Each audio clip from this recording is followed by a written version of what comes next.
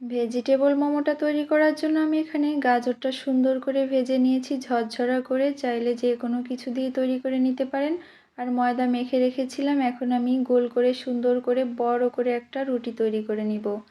এই তো রুটিটা তৈরি করে নিয়েছি, এখন আমি এটাকে গোল গোল করে কেটে নিব ছোট ছোট করে। আজকে বানাবো ভেজিটেবল মোমো। তো আমার আজকে অনেক বেশি মোমো খেতে মন চাচ্ছিল। ভাই ডায়েট করি তো কি হয়েছে, মাঝে মাঝে উল্টাপাল্টা কিছু না খেলে কি হয়।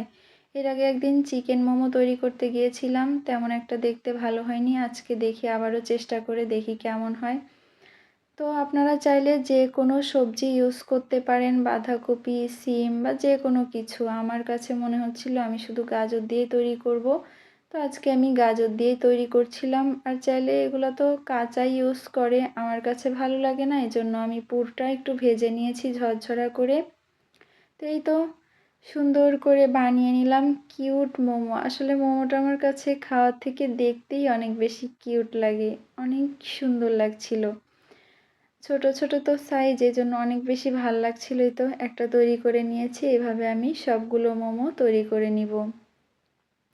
মোমোটা তৈরি করার সময় হাজব্যান্ডের কথা অনেক বেশি মনে পড়ছিল। আসলে বিভিন্ন কিছু আমি এখন একা একা বানিয়ে খাই, সে থাকলে হয়তো দুইজন বানিয়ে খেতাম। এই তো আমি অন্যভাবেও আর কয়েকটা মোমো আমি তৈরি করে নিচ্ছিলাম। মাশাল্লাহ দেখতে সবগুলো অনেক বেশি কিউট কিউট লাগছিল। মোমোগুলো তৈরি করে আমি প্যানে কিছুটা তেল দিয়ে নিয়েছি। তেলটা দেওয়ার কারণ হচ্ছে নিচের পাশটা একদম ক্রিস্পি হবে, উপরটা একদম সফট হবে। এইভাবে আমি অনেকের দেখেছি মোমোটা স্টিম করতে, তো আমি আজকে এভাবেই ট্রাই করব, দেখি কেমন হয়।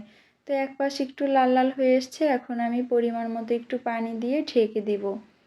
ঢেকে দিয়ে আমি 5 থেকে 6 মিনিট রেখেছিলাম, একদম অনেক সুন্দরভাবে স্টিম করা হয়ে গিয়েছে। দেখুন মাশাল্লাহ নিচের পাশটা একদম ক্রিস্পি হয়েছিল। এবার প্যানে আমি সয়াবিন তেল আর একটু রসুন কুচি দিয়েছি। এবার এইটাকে আমি একটু নেড়েচেড়ে ভেজে নিব। এখন দিয়ে দিচ্ছি টমেটো সস, অল্প একটু দিয়ে দিব সয়া সস, চাইলে আর একটু বেশি দিতে পারেন। সয়া সসের স্মেলটা আমার তেমন ভালো লাগে না। দিয়ে দিচ্ছি সাদা তিল আর চিলি ফ্লেক্স। চিলি ফ্লেক্সটা আপনারা চাইলে কম বেশি করেও দিতে পারেন, আমি একটু কমই দিয়েছি। তারপর মনে হচ্ছিল টমেটো সসটা একটু কম হয়ে গিয়েছে, এখন আমি আর একটু দিয়ে নিলাম। এই তো চিলি অয়েলটা রেডি হয়ে গিয়েছে, এখন আমি মোমোর উপরে এটা দিয়ে দিচ্ছি। দেখতেই অনেক বেশি সুন্দর লাগছিল, মাশাল্লাহ মাশাল্লাহ। খেতে না জানি কেমন হবে, একটা টেস্ট করে দেখি কেমন হয়েছে। আমি ভাবতেই পারিনি মোমোটা এত বেশি টেস্ট হবে, অনেক বেশি মজা হয়েছিল। আপনারা এভাবে ট্রাই করে খাবেন, অনেক বেশি ভালো লাগবে।